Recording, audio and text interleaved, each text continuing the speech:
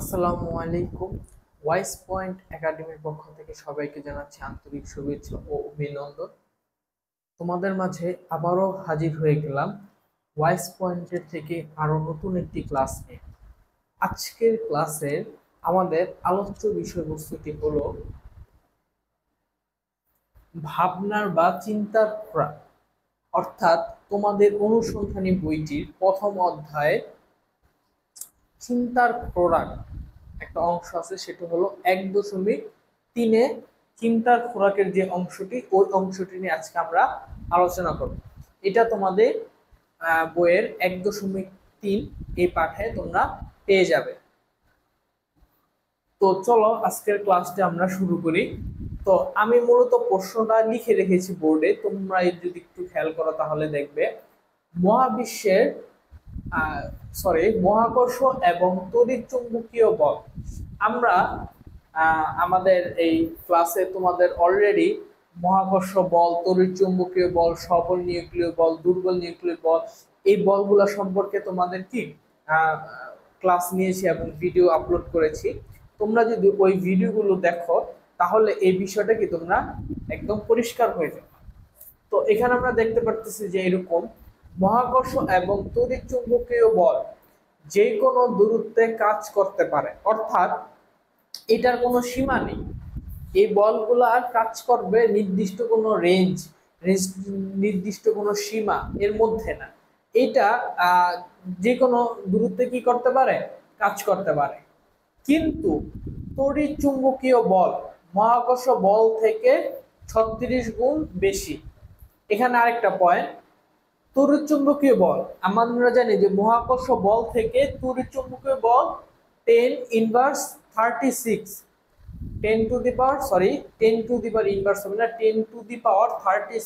গুণ বেশি শক্তিশালী, অর্থাৎ অনেক অনেক বেশি শক্তিশালী মহাকর্ষ বল থেকে। তাও বেশ শক্তিশালী হওয়ার পরেও মহাজাগতিক দূরত্বে মহাকর্ষ বলকে সবচেয়ে বেশি কার্যকর হতে দেখি কেন?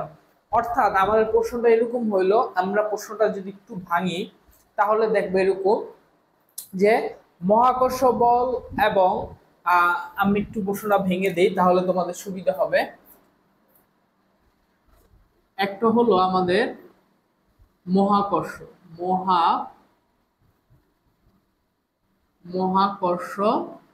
বল, একটা হলো আমাদের কি মহাকর্ষ বল, এবং আরেকটি বল আমাদের হলো তড়িৎ চুম্বকীয় বল।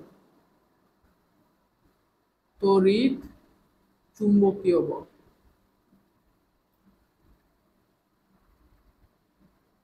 একটা হলো মহাকর্ষ বল এবং অপরটি হলো কি তড়িৎ চুম্বকীয় বল।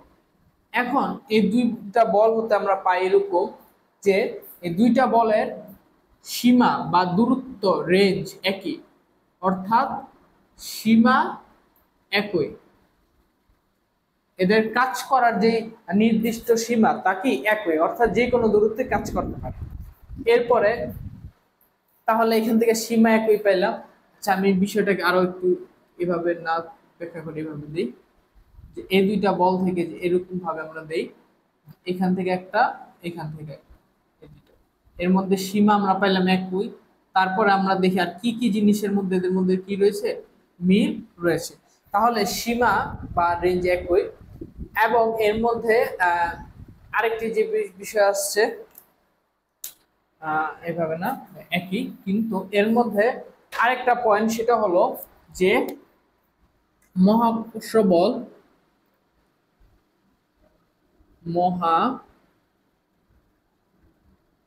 মহাকর্ষ বল তড়িৎ চুম্বকীয় বল থেকে এত গুণ বেশি, অর্থাৎ মহাকর্ষ বল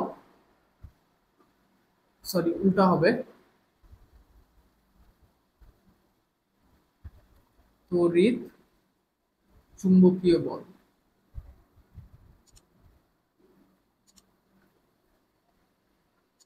কত গুণ বেশি শক্তিশালী? 10⁻36, অনেক বেশি শক্তিশালী।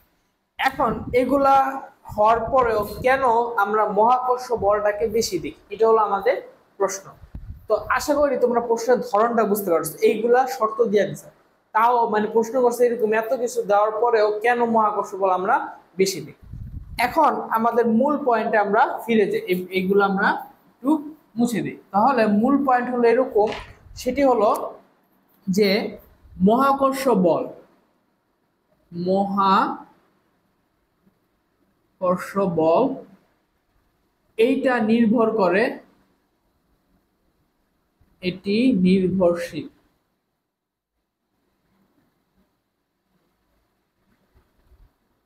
এই ভরটি নির্ভরশীল কার উপরে? বস্তুর ভর।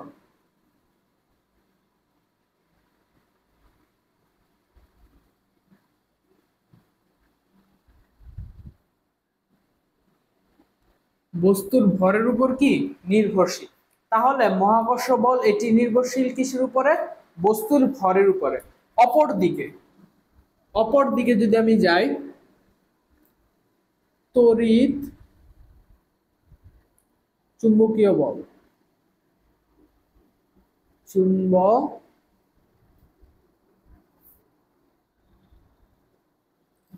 তড়িৎ চুম্বকীয় বল নির্ভরশীল